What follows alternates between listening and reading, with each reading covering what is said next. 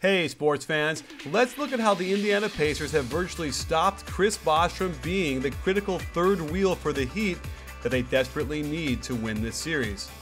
Chris Bosh, in the first two games of the Eastern Conference playoffs, has been guarded primarily by David West, who has harassed him into some low shooting percentages. The Heat seem willing to go underneath the ball screen more often than not, allowing West to get closer to Bosh and not give him any separation. We look at a bit of a strange play where LeBron cuts through as Chalmers dribbles at him. Normally that cut would lead to a screen for Bosh, but LeBron doesn't do that. Bosh comes up the screen off a cross-court cut. Because it's set for Wade, Lance goes underneath and West is able to stay with Bosh the whole time and contest. On this play, LeBron gets a pin down before Bosh cuts cross-court to set an inside screen.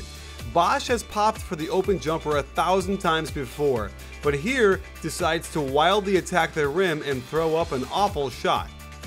Miami runs their 5-out set, which is one screener and 4 guys standing along the perimeter. While the main action goes on the left side of the floor, David West keeps his position both feet out of the lane.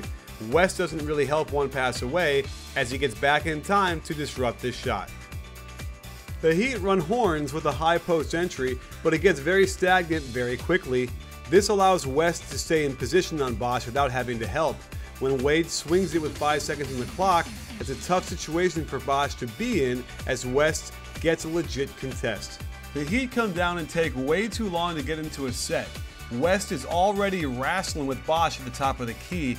Because Lance steps through so nicely on the pick and roll, West can recover to his man and contest this shot.